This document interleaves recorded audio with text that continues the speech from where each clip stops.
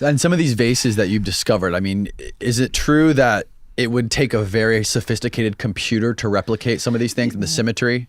It's a bit more complex than that. So since we last talked on the vases, the vases have always been fascinating, right? These pre-dynastic objects, and you can eyeball and look at ancient artifacts and see elements of precision, but you're just looking at it. We don't truly know until we measure things. This is Randall's talking about metrology. It's the science of measurement. And since we last talked, that's exactly what's happened. We had finally had the chance to actually get our hands on some of these artifacts and start employing some of the best metrological systems like structured light scanning, even now in MRI and CT machine scanning, which allows us to look at these objects, create models of them that are accurate down to the micrometer, or with structured light, it's like thousandths of an inch.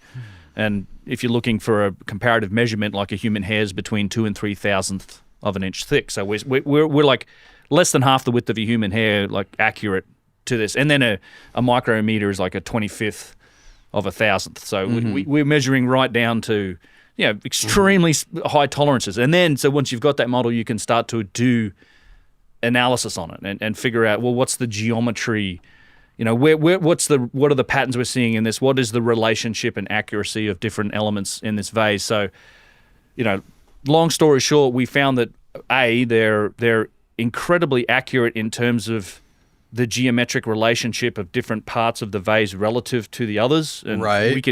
We can dive into sort of specifically what that means, but how it ties into kind of what we've been talking about is that we had once we created this model, we'd sort of looked initially at the metrology of it and said, this is sort of astonishingly well made in terms of, like, the vase itself is oblate. Like, you can't it's not like it doesn't conform to a regular shape, so you can't really do measurement on it. So what you have to do is match geometric shapes to different parts of the vase. So at the top, we're matching like a flat plane to the top of the vase. Mm-hmm. And in a CMM or coordinate measurement system application, we can then say, okay, yeah, and it is also based on how many points of reference you use to match it. So you could do it with 5 points of reference, which isn't going to give you a really accurate measurement. But with these high definition models, we're using 70, 80,000 points of measurement. So it's that flat plane that we match to, say, the top of a vase. It's a very accurate representation of the top of the vase. But then we can look at it and say, okay, so how flat is it? So we're looking at these vases, it's within 1 or 2 thousandths of an inch of being perfectly flat. But once we've got that top of the vase, you can kind of now use that as a comparison or a relative measurement for other parts of the vase. So you have now, like, think of it as an x-axis. You've got the top of the vase gives you your x-axis. Then we looked at the vase and we said, well, let's match, say, a cylinder. You're matching regular geometric shapes to parts of the vase, things like cones, cylinders, spheres, toruses, toroids, things like that. So in the neck of the vase, so you have the top, you've got the mouth of the vase, we can fit a cylinder to the mouth of the vase. And you, again, using 60,000 points of reference, so it's very accurate. You can now do geometric operations on that cylinder. You can look at, okay, how cylindrical is it? Like, how perfectly does that vase neck represent that shape? And again, you're within, single digits of a thousandth. But then, this is where it got interesting on the metrology, is you can now look at, all right, so because it's a cylinder, we can define the center line. We know where the center line is. How perpendicular is that center line relative to the top of the vase? Think of that as like a y-axis, I guess, or a z-axis. And turns out we're within, again, like a single thousandth of an inch. So it's almost perfectly perpendicular. And from there, we stepped out, and I can show you slides in this if we want to maybe get into some of the detail here. But you can then match things like the bottom of the vase matches a part of a sphere using like 80,000 points of reference. You can define where the center point of that sphere is and then match it against the center line of the vase. And that's where sort of some of the precision in this object really started to shine, because it's, you're within these single digit thousandths of an inch, which tells you a lot of things about the accuracy of how it was made, the regularity of the shapes, and it's just leagues beyond anything that is achievable by hand. I mean, we're talking about tolerances that aren't really perceivable by hand or eye, and it's stuff that's done in rose granite. And it's remarkable engineering. But that was kind of just the beginning of the rabbit hole of what happened after that, because we released and I'm happy we can go through those that detail. I think when we talk yes, the next day. Yep. So what we did then is we released the model. We sort of open sourced this data, and we said, all right, so we found some remarkable aspects of this vase. Here's the STL. You can go to my website, download this model of the vase, and do this analysis for yourself. And we had a Danish cryptographer download it, and he started looking for patterns in the vase. And he's a mathematician and cryptographer, and he started to find some really remarkable things. And this is where the sort of the sacred geometry element comes in. So he was looking for geometric patterns in it. So he discovered a number of things. Firstly, by finding out that some of the patterns that are related or drawn from these sacred geometric exercises, things that Randall was showing. One of those is something called the Flower of Life grid. It's a series of interlocked circles. Mm-hmm. And he found that elements of the vase were derived or could be matched to Flower of Life grids. There's a couple of different sizes, like the inner diameter of the vase, and then the top and the bottom of the vase and the outer diameter of the vase all match. There's two different Flower of Life grids that it matches. It was kind of like a starting point. And then he found that like a primary, I guess, unit of measure that seems to have been involved in the design of the vase is the radian. So a 1 radian angle, which is it's a simple way to radians is an easy way to represent an angle. It's a little more elegant than the way we use 360 degrees. Mm-hmm. It's if you take a circle, you take its radius, you apply the length of that radius to the circumference of a circle, you like cut that out. The angle that it forms in the center of the circle is a 1 radian angle. So you have half a circle is essentially pi radians. So and there's 2 pi radians in a circle. So you can express any angle as a fraction or as a part of a number of radians, right? Right. So the 1 radian angle is used to derive a number of features on the vase, the placement of the handles, the dimensions and the curvatures of the sides of the vase at the top and the bottom. It's a fundamental principle in its construction. Further than that, he found that all of the curvatures of the vase, and now you're talking about curves like, because these vases are shaped like this, right? So all of the curves are essentially, sections of circles. They're like the circle's kind of the main primitive that's used in its construction. And all of the curves in the various different little places on the handles, at the base of the vase, at the top of the vase, and at the neck. You're talking about circles or sections of circles that have radii measuring from 42 millimeters at the high end down to like 1.1 millimeters at the bottom end. So you're talking about a circle with a radius of just over 1 millimeter. All of those radii of specifically those circles, the radii of those circles, they all match a specific algorithm that he discovered in this vase. And it's only those radii that match this, something he called the radial traversal pattern. So it's every curvature that's used in the vase was only, it all matches a single algorithm. If there were different sized radiuses, they wouldn't match this pattern. We don't see that. So each of these curvatures are related to each other through this single algorithm. Effectively, what you could do is represent the vase mathematically with this algorithm. So we thought, that's interesting, right? So we went into CAD, and he said, let's create a vase model based purely on this algorithm. So let's build one from scratch, just using this algorithm, and then compare it to the model of the vase. So he did this, and then he compared the model of the vase to this model that he'd created just using the radial traversal pattern. The median deviation of measurements between the vase and the pattern that he'd created using the mathematics was something like 2 micrometers. Whoa! So it was, yeah. So this is it. If you scroll down, abstraction set in granite. Yeah, if you scroll down a little bit.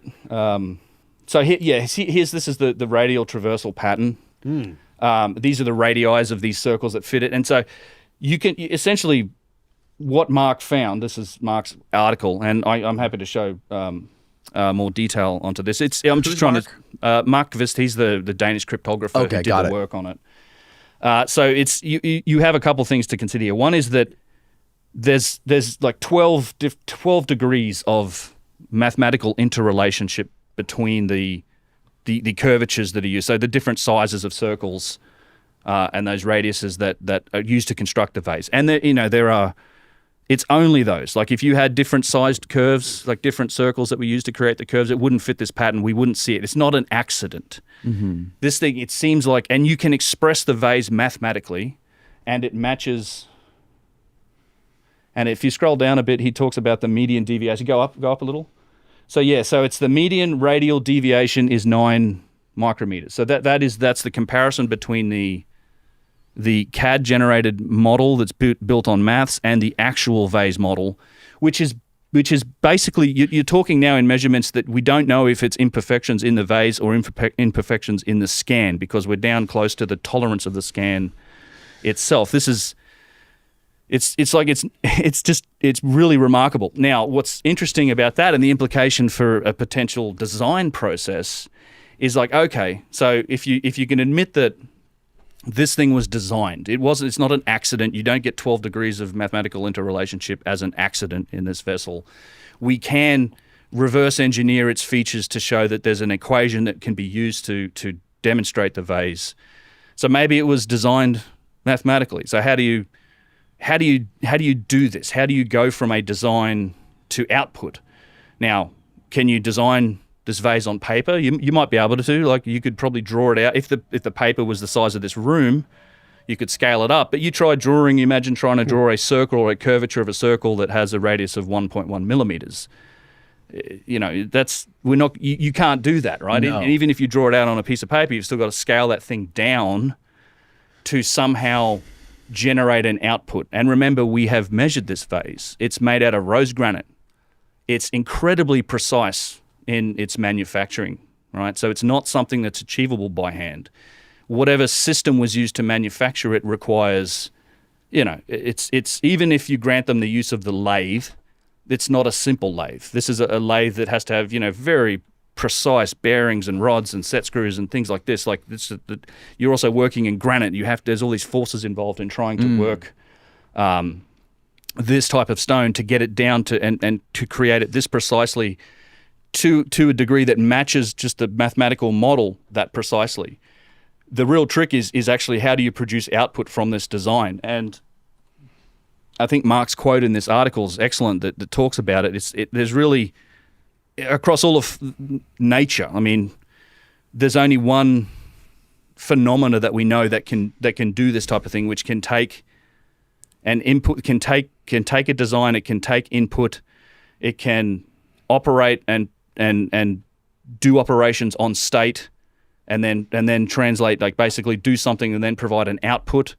We don't know of any natural phenomena that can do this, of people or animals or anything like that. It's the only thing that does this type of operation is a Turing machine. And Turing machines are something that, I mean, today we call them computers, but you can make Turing machines mechanically, pneumatically, hydraulically, electronically, which is how we do it. So we could create something this perfect today if we wanted to. I think if we put out, it's one of the challenges that's out there. I would love to see somebody make this. Some of the people that say, "Oh, this is a modern fake." I'm like, well, it seems to have been very well made if that's the case, and it's also got all these mathematical principles that are behind it.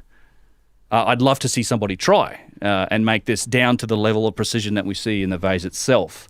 But it seems like it would have required. I mean, this is Mark's conclusion on this article: is it would have required a Turing machine to create this thing. There's no other way of doing it.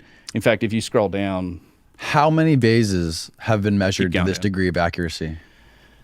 So that's a good question. Yeah. So we've really talked mostly about the one vase, which we've had access to through private collection, but there have been now probably a dozen that we've measured. And we're working on the analysis for this, but I can tell you that purely from the metrology perspective, so that the things that I mentioned beforehand about looking at the accuracy of form and proportion and the relative perfection of, say, the bottom of the vase to the top of the vase, things like that. Some of these vases are even more accurate than this one. Like they zero out on the thousandth scale. And as you also see, this is the divine proportion here. The golden ratio is represented in the vase in a number of places. And these were allegedly made how many years ago? Well, so this one is a pre-dynastic. Many of these vases they're pre-dynastic, as in terms of they come from, or they've been found in burials that predate the beginning of the dynastic civilization of Egypt, which was roughly just around 3000 BC, a little earlier. A little later than that is kind of when the first dynasty kicked off with the Menes, the first pharaoh of the first dynasty. Around 5,000 years ago. At least, I would say they're at least 5,000 years old. Many of these objects, and this one in particular matches the pre-dynastic vases you'll see in museums. And they're termed pre-dynastic because they're found in pre-dynastic burials. And they're found, and there's a lot of contradictions there, right? Typically, they're found in these burials along with very primitive pottery, which is always this strange contradiction to me. Is like, well, because they're found in the same burial, they'll say, well, they've come from the same period, or the same people have made them, which I think is always a very sort of strange leap to make. But most of them were found, like 40 to 50,000 of them were found beneath the step pyramid of Djoser at a place called Saqqara, who was a pharaoh of the third dynasty, and he collected them. And it's even acknowledged the Egyptologists do say, and at the museum at Saqqara they'll tell you that many of these were inherited heirlooms because they've got names of like earlier rulers on them, or they've so they're saying that he was collecting them up and he stored most of them with him. But we have some of these vases have been found in burials that go back 14,000 years. There's a site called Toshka that's now underwater since they built the high dam in Egypt, but it was excavated in the 1960s, and it was a primitive burial. They found a guy in a fetal position, a skeleton curled up. Oh, yeah, I've seen this. And in the burial, he's got this primitive handmade pottery and stone vases, like these what seem to be precision-made stone vases. I say seem to be because we haven't measured them yet. You can't say it's precise until we've actually measured the stuff. But you can kind of look at it and see these things aren't the same as the next thing, right? Because it's just comparing the pottery, which is the clay formed pottery. These aren't pottery; these are made from hard stone. It's not just granite. You can't spin this on a wheel. Granodiorite. No, it's a reductive process. You go versus pottery is kind of additive. I said, well, it can be reductive too. You take a lump of clay, but this is extremely hard stone in a lot of cases. You have, schist, corundum, diorite, granodiorite, all sorts of types, and lapis lazuli, all types of stones, right up to ones that contain high degrees of, or high concentrations of things like corundum, which is a 9 on the Mohs scale of hardness, diamond being a 10, steel being hardened steel like 6.5, granite 6.5 to 7, flint and diorite like 7.5 to 8, fingernails are like a 2, coppers like a 3. So these are extremely tough substances, and there's just these thousands and thousands of these vases made from this material, and they're found in burials that often have essentially pottery that are set up and made to imitate the vases. They're even painted to look like them, and it's hand-formed pottery that isn't even spun on a wheel. Like, it's literally put together by hand. They didn't have the wheel. These are some of the contradictions. They didn't have the wheel in pre-dynastic Egypt. Well, they don't even credit the Old Kingdom with the use of the wheel. That didn't come until later. Like, they were dragging stuff along on sleds. Right. So they say there was no use of the wheel. So no potter's wheel, no lathe, because the lathe's a fairly advanced application of the wheel. But yet you have these objects that display characteristics of sophisticated technology, mathematical design, sacred geometry, and they're buried with very simple artifacts like pottery, hand-formed pottery that is I think clearly set up to imitate these vases, and they even look like them. I've got a bunch of pictures here that I can show you examples of this. When you say they painted them, they painted them to look like the texture of granite with like the different color variations? Yeah, if you've got that SSD handy, that drive, you go into the Vases directory in my podcast images directory. Actually, this is on Randall. He's on which TV is this? He's on his computer. Okay, yeah. If you go into the podcast images directory and into Vases, I'll show you some examples. There's I think when we look at this is not specifically related to sacred geometry, but I think when we look at the past and we look at ancient Egypt, I think we need to be considering concepts like inheritance, renovation, renewal. So if you go displayed next to simple pottery, there's that's go up, yep, 4, imitation, to the right. Yeah, you were on it. That's it. Yeah. So it's tough to see, but so you have here. These are pre-dynastic. This is in a pre-dynastic section in the Cairo Museum. Oh yeah, they dotted it. Yeah. So you have these are a precision-made sort of hard stone vase next to what is it's not a wheel spun but a hand-turned pottery vase that's been dotted up to look like granite. Right. And you see this. I saw it in the British Museum earlier this year. I've got dozens of pictures of this type of stuff. I'm fascinated by it, but pretty clearly imitation. Like this is.